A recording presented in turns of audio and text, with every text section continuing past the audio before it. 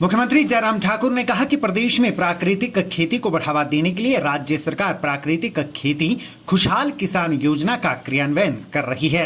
उन्होंने कहा कि इससे न केवल फसलों की पैदावार बढ़ेगी बल्कि किसानों की लागत में भी कमी आएगी। किसानों की लागत को कम करने में सुभाष पालेकर प्राकृतिक खेती पद्धति उभर कर सामने आई है। इस पद्धति के माध्यम से स्थानीय स्तर पर उपलब्ध पदार्थों का उपयोग करके पैदावार, उपज और कृषि को बढ़ावा दिया जाता है। मुख्यमंत्री ने कहा कि प्रदेश सरकार द्वारा राज्य में प्राकृतिक खेती को बढ़ावा देने के लिए उठाए गए कदमों की नीति आयोग ने सराहना की है।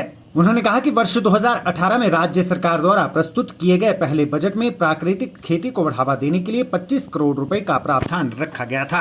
उन्होंने कहा कि यह प्रधानमंत्री नरेंद्र मोदी के वर्ष 2022 तक किसानों की आय को दुगना करने के सपने को साकार करने में सहायक सिद्ध होगा। मुख्यमंत्री ने कहा कि प्रदेश में कृषि योग्य भूमि सीमित है और अधिकतर किसान लघु और सीमांत श्रेणी में आते हैं।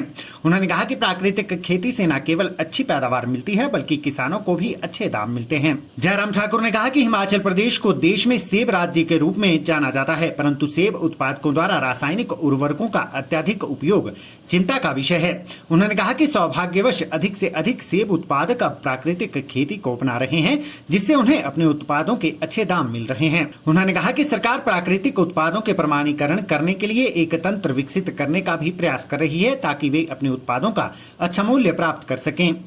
क्या चीजें हम हट करके कर सकते हैं और जो इस सरकार की प्राथमिकताएं भी दर्शाए और उसके साथ साथ में उस कॉन्सेप्ट के साथ आगे बढ़ करके काम करने के लिए समाज का भी जिसमें भला हो, उस दृष्टि से कुछ चीजों की शुरुआत की और उसमें से एक शुरुआत हमारी यही है जो फरवरी में हमने पहला बजट अपनी सरकार का प्रस्तुत किया। उस बजट में हमने कहा कि हम हिमाचल प्रदेश में एक नई शुरुआत करना चाह रहे हैं और प्राकृतिक खेती खुशहाल किसान के नाम से हमने इस योजना की शुरुआत की।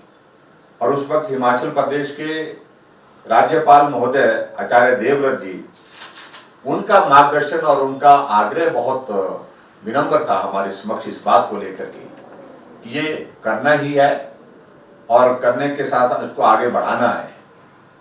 मैं इसमें अपनी पूरी भूमिका, सक्रिय भूमिका निभाने की कोशिश करूंगा।